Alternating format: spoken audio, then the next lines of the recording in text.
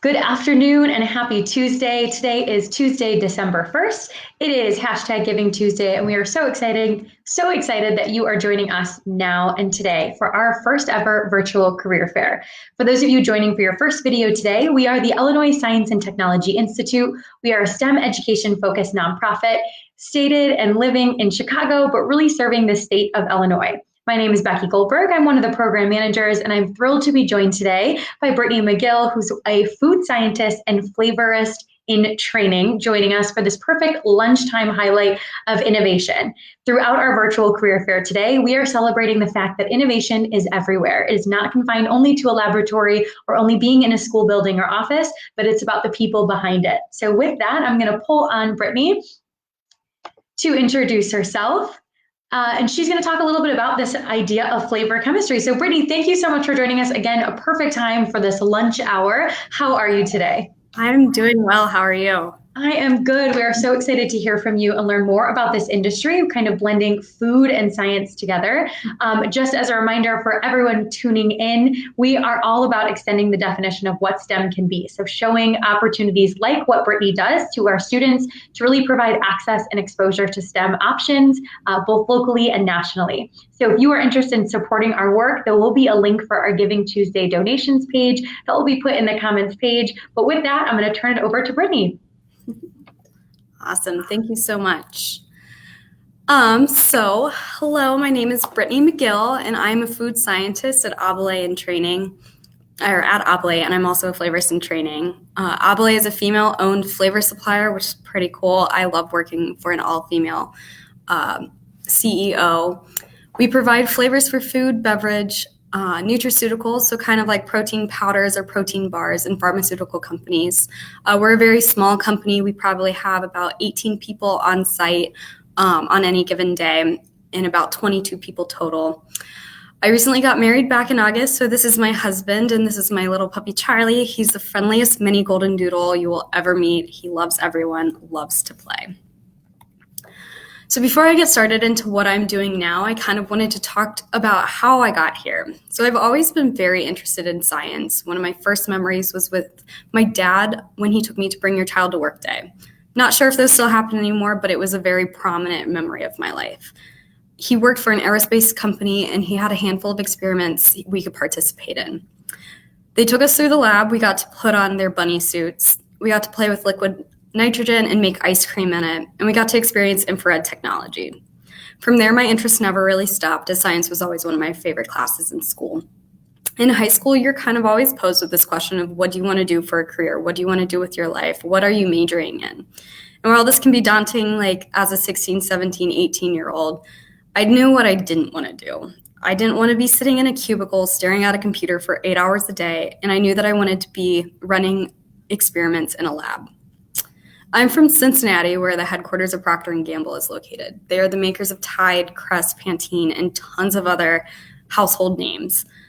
I had envisioned myself maybe working for them developing their products, so I started researching what degree I needed to be a product developer. I found that most of these jobs require a chemistry degree. Amazing. This was my favorite class in school.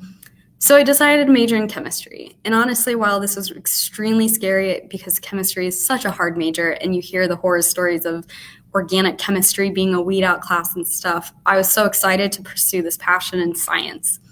I graduated from Bowling Green State University with my bachelor's degree in chemistry and my minor in mathematics. And it wasn't always easy. I definitely questioned why I was doing this, why I was majoring in such a hard class or a hard major, especially when I saw my friends taking kind of easier classes. They weren't studying as much as I was and everything. So it definitely made me question like why I was doing it. But the one person who always reminded me was my mom that I can always do hard things and that each class was only 3 months of my life and I can get through it. So I feel that most people often avoid STEM degrees because they are hard and they are a lot of work, but I find it so worth it because there are so many cool jobs out there. I often get asked how I found my career, and to be honest, it found me. When I graduated, I started applying I started applying for any job that was lab-based. It really didn't matter what it was as long as I wasn't sitting in a cubicle for 8 hours a day. I would apply. I applied to hundreds of jobs. I think I sent out close to 400 resumes to different companies, and I did this with the help of my mom. We sent them out by hand and mailed them in. I got so many calls of people saying that they were actually impressed because now today, very rarely do you get a resume in the mail. You normally get it online. So that's a recommendation. I got a lot of interest that way. But I finally found a job that really interested me. So my first job right out of college was quality control technician for what we call a flavor house. So a flavor house is a company that manufactures flavors for food, beverage, and nutraceutical and pharmaceutical products. We also do a lot of other different products. I've flavored dog food before. It's very interesting. But a common misconception, and this is a misconception that I had as well, is that companies make their own flavors. So most companies actually outsource their flavors as it just isn't cost effective and make them in-house. And I remember we used to live fairly close to a Coca-Cola plant, manufacturing plant, and I always used to think, oh, well, they just make their flavors in-house. But this job was my first experience within the food science community that kind of explained the whole industry and the whole process of how things get to be on shelf. And while I knew that on some level there was someone who made these products and that we see on shelves, I never really thought about the people who make them. So as I learned about this industry, I was exposed to the research and development side of flavors, and this is kind of how I found flavor chemistry. So going into a little more of what I do, you kind of need a little information about the industry. One of the main questions I get is, what is food science? So food science draws from the many disciplines, including biology, chemical engineering, biochemistry, and to better understand food processes and to improve food products for the general public. A food scientist will take their study within the physical, microbial, and chemical makeup of this food, and they'll apply it to develop safe, nutritious, and sustainable foods that line the supermarket shelves today. Food technology, on the other hand, allows companies to mass produce these products. After the research and development stage, there's a lot that goes into making something on a pilot lab bench versus how we mass produce it in a factory setting. There's a lot of trial and errors, and a lot of times there's a lot of scientists that are going back and forth to help support this process. So there are many different pathways within food science, from the development of all the raw materials to the production of the consumer packaged goods, which is the stuff that we see on the shelves today. So kind of how does flavors and flavor chemistry fit into all of this? So this is an intermediary role in the process of creating products. We make flavors from raw materials, and then we sell these to companies who then create them for consumer use. Another question that I get often is, what is flavor chemistry? Like, what do you do? So flavor chemistry is the artistic blending of approved chemicals and extracts to achieve a desired flavor profile for a specific food or beverage product. It requires a balance of science and also a little bit of creativity, which is personally why I love this industry. Flavors can be used to enhance products to mask off-putting notes, but also we also enhance all the products to make them taste better. So if you think about like a vitamin or a pill that you've had in your mouth too long, those start to turn bitter and they're not very pleasant tasting. So what we do with flavors is we make all of these things that kind of have these really bad tasting notes. We try and make them more palatable and enjoyable to take. So a flavorist is a trained chemist who blends the knowledge of aromatic chemicals and uses their own creativity to bring life to food. So becoming a flavorist is quite a journey. Kind of what is needed, but not necessary, is a bachelor's in food science. So why I say it's desired, but not necessary, there are many pathways that can lead you to becoming a flavorist. One is starting out as a flavor technician, a sample lab technician, or how I started out as a quality control technician. Many of these roles actually don't require degrees. All you need is a high school diploma or a GED, and it allows you to learn from the bottom up and give you experience. But I would definitely recommend getting a degree, and even if your pathway leads you, like you want to start out in one of these lab settings and eventually go back to school, like there are so many great programs that will help you get there and everything, because a degree is usually preferred. You also need strong basic mathematical skills. I use a lot of simple calculations every single day. I use dilution calculations. I normally do cross multiplication to adjust formulas and everything like that. So I'm usually on my calculator calculating things, but a lot of the stuff is pretty basic. You also need a good memory. You need to be creative and a good sense of taste and smell. And part of that does not mean that like you have the best taste of smell or the best taste and the best smell over others. It's usually you have an ordinary sense of taste and smell, but you know how to describe things, and that's something that you learn over time. We always like to say that the customer usually has the golden tongue. It's not us. So the official way to become a flavorist is through a flavorist training program. This whole program usually lasts about 7 years. I'm currently on my 3rd year in the flavorist training program, and this is very different at every single company. But the idea is that a certified flavor chemist takes you under their wing, and they teach you and mentor you on how to make a flavor. They pass their knowledge that they've learned from their mentors and what they've picked up over time in the industry, and they pass it down to you so that you can develop the knowledge to become successful on your own. Everything that I currently do when making the flavor, I have a mentor that is right beside me. She's helping me, she's guiding me.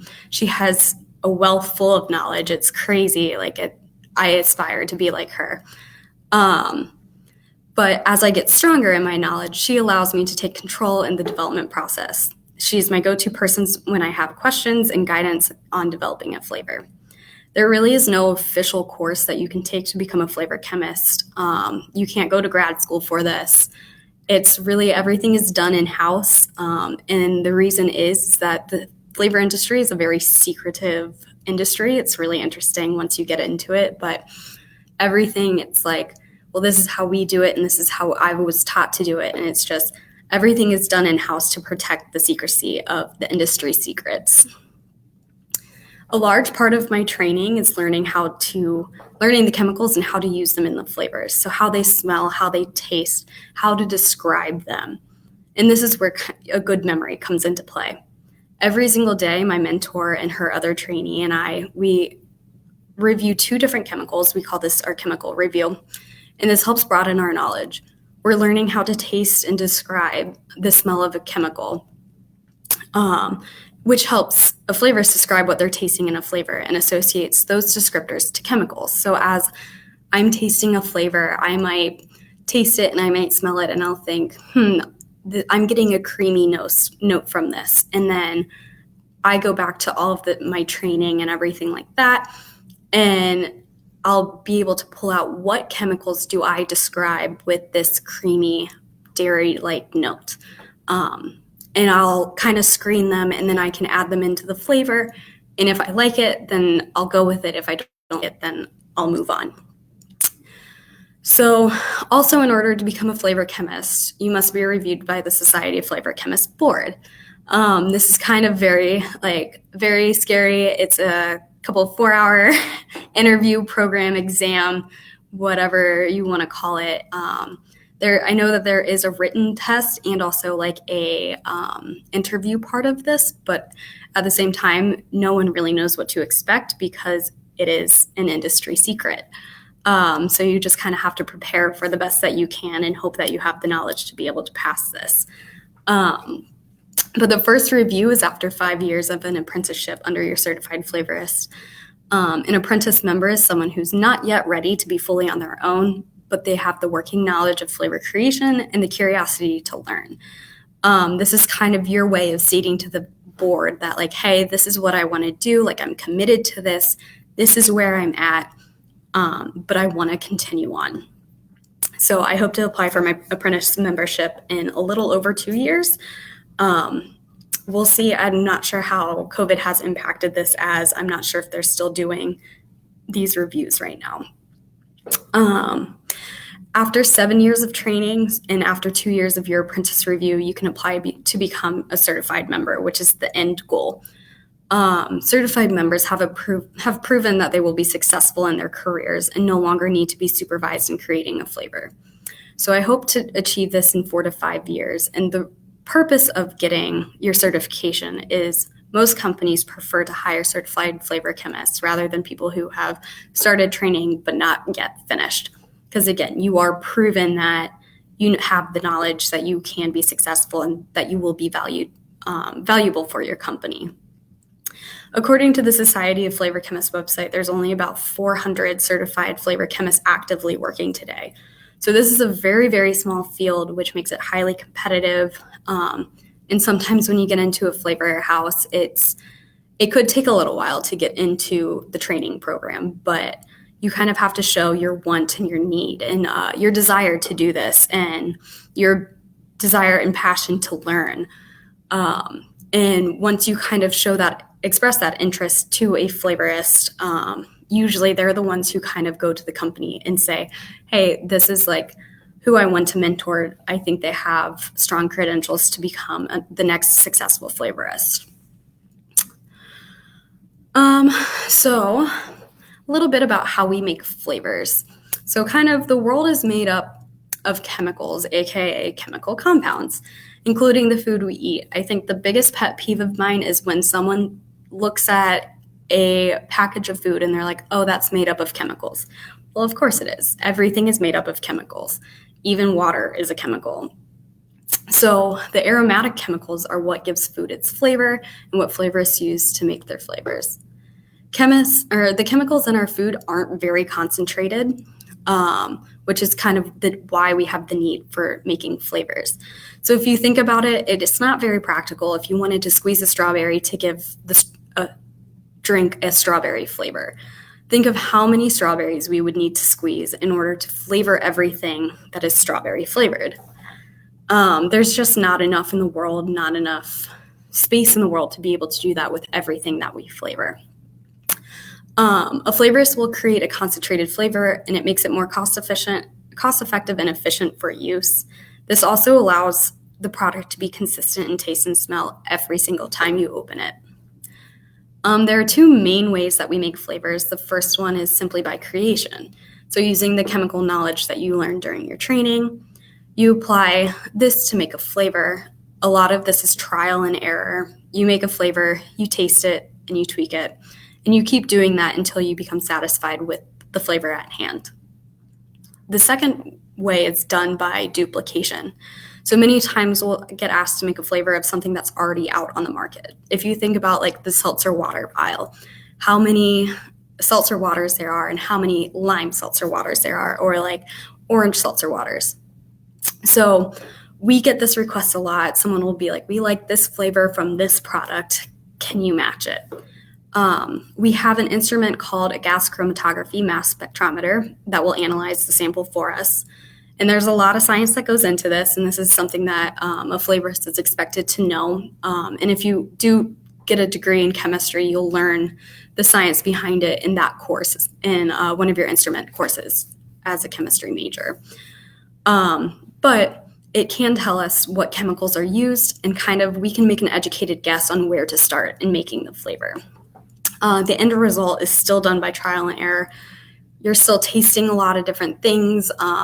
I know that with some of our products, it's like you're tasting in sugar water and you're drinking sugar all day. And sometimes it's fun, but sometimes it can be a lot. So there's a lot of tasting, but we do ask people to spit, which is really interesting. I know people are like, isn't that weird? Like, why aren't you 300 pounds?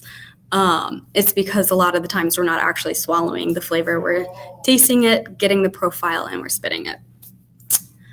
So I kind of wanted to go through some of the common chemicals that we use, how we describe them, and where they occur in nature.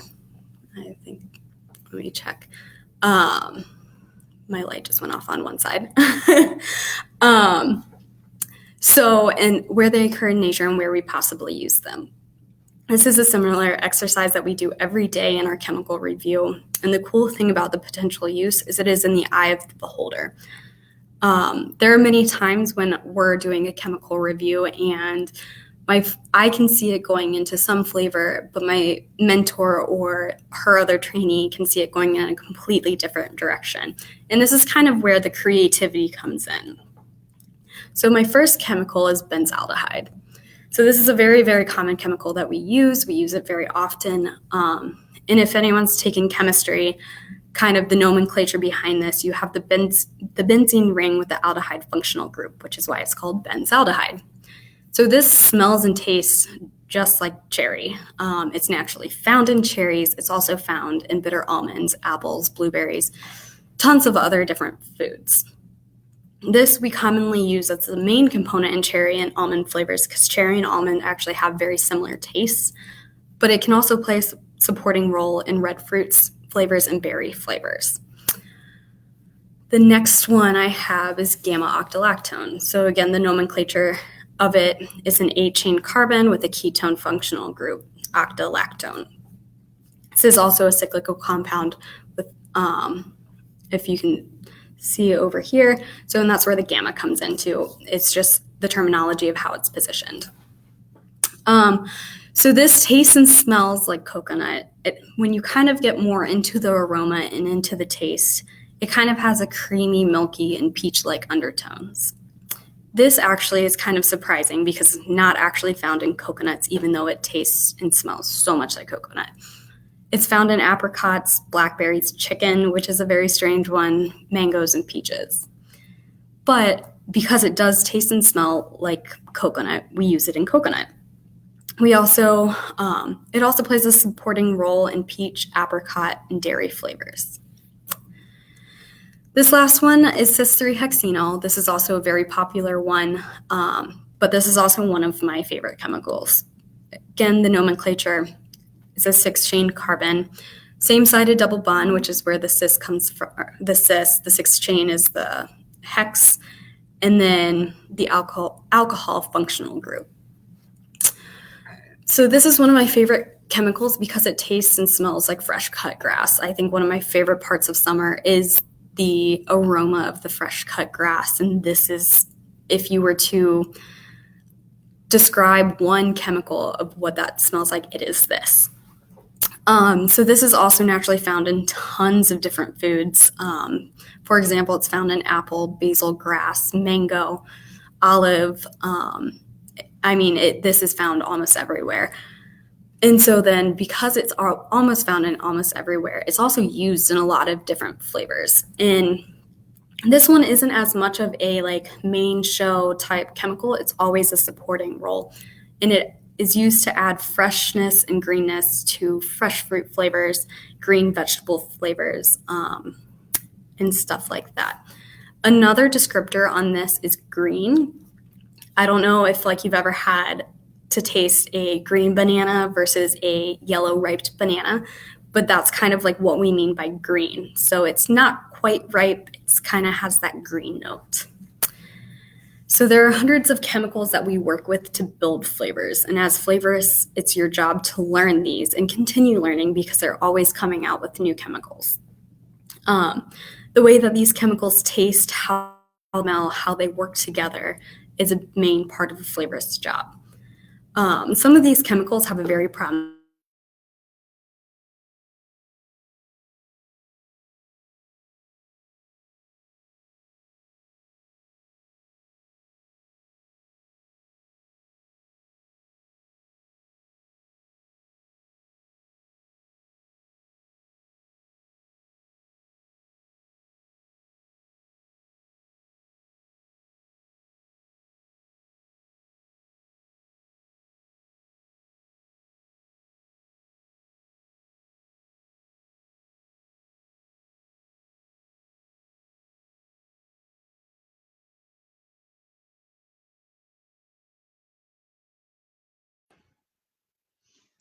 Hey, Brittany, I'm joining you very quickly. I think we lost you for about a minute. If you'll just rewind 30 seconds, that would be perfect. You were frozen in a really powerful female position, so it was all good. But I will pull myself back off, and if you just want to go back 1 or 2 slides and start from there, that's perfect. Okay, from the gamma octalactone? Hold on, let me see. Yes, that one.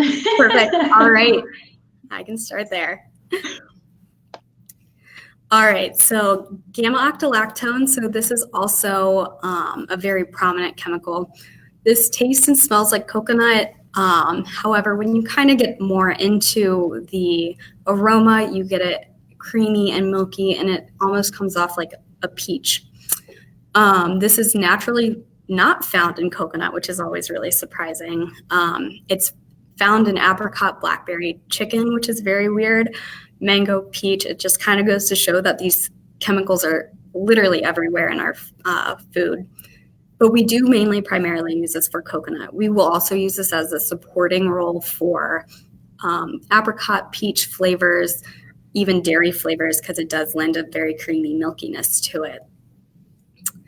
The next one is Cyst3 Hexino, and this is my favorite chemical, which is why I wanted to put this on here. It's a very commonly used chemical, but the reason why I love this is it tastes and smells like fresh cut grass.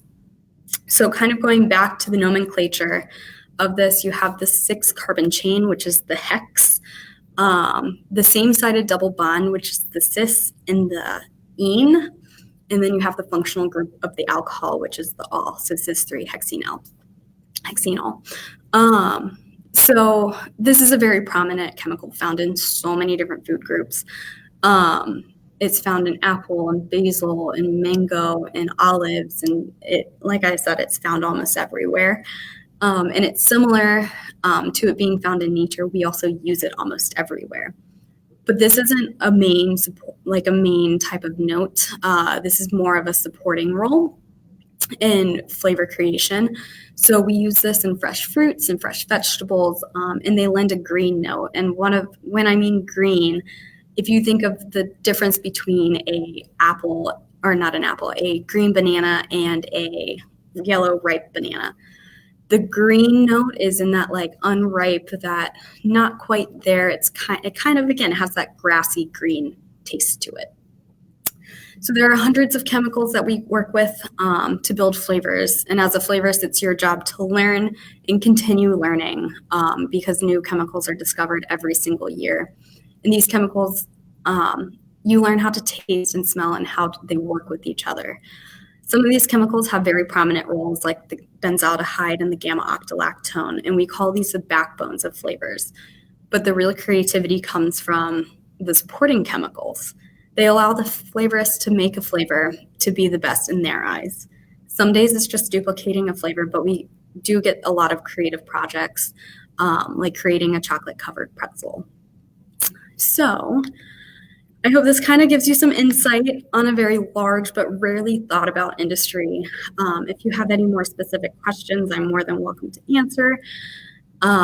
If you want to email me, I have my email provided as well if you want to prefer to ask questions there. If you want more information about my company, I've also provided their website and LinkedIn as well. Awesome. Well, thank you so much. Again, that was perfect for the lunch hour. Lots of going on. I also was laughing because I took chemistry in undergrad, and I feel like I would have done better had I looked at it and been like, okay, that one's banana, that one's cherry. Yes. Just, keeping that in mind. So that's wonderful. So one of the things that I would love to ask too, and then we've got some questions that are kind of coming in the comments as well. Mm-hmm.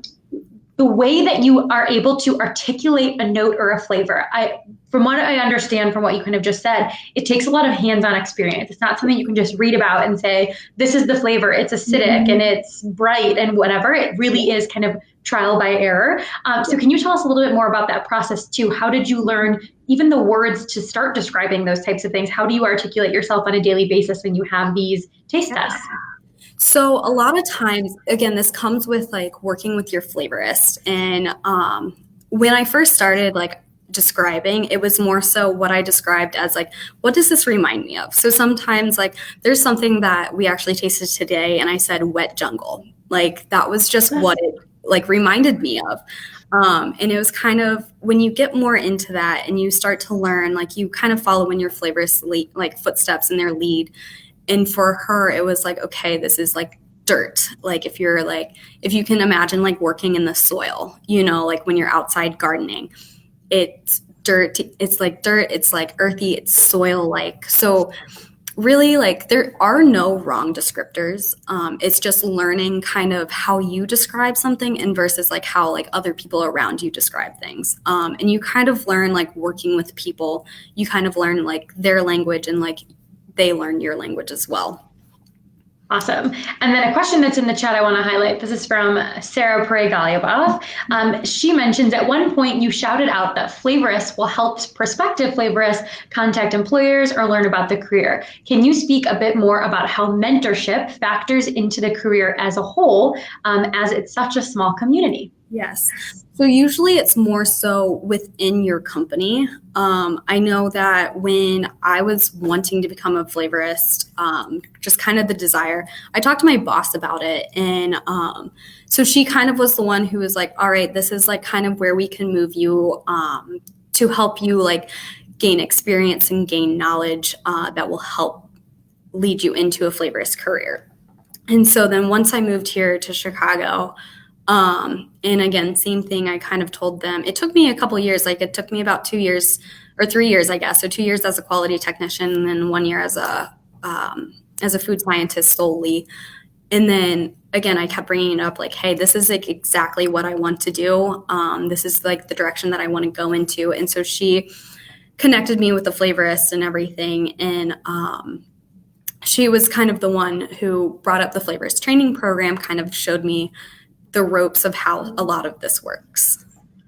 That's awesome. And had you had mentors kind of early on, even in college or high school, that gave you glimpses of this type of work, or just mentors that kind of encouraged you to pursue something you were so passionate about? I wouldn't say this type of work because I didn't realize that food science was a thing until I graduated college. But definitely I had a very powerful she was a professor of mine, a powerful female professor, was very like just passionate about science and passionate about women in science, which kind of sparked, I wouldn't say it sparked it, but she definitely encouraged me to kind of go out there and see what else is out there. There's so much more, because I know a lot of people stay within academia with like chemistry degrees and stuff, but she really encouraged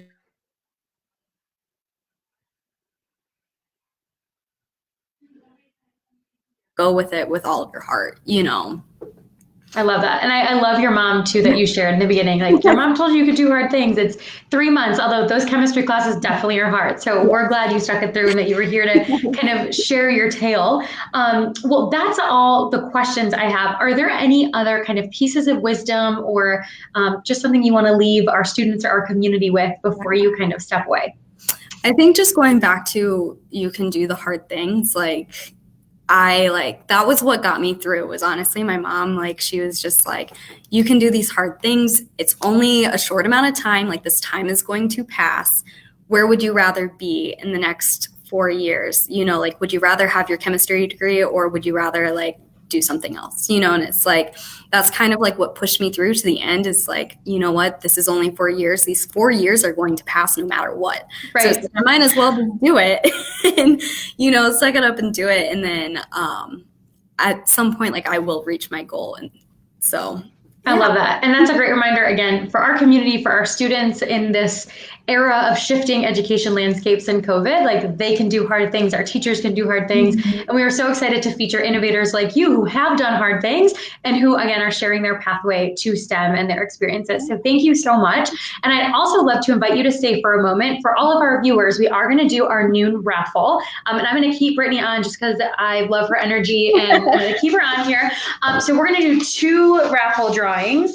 And so these are from both our early donors and our donors who have donated today in honor, again, of Giving Tuesday. So our first raffle winner is Will Groove. And again, a ISTI, yes, you can vote and holler. An ISTI contact will get in contact with you, Will.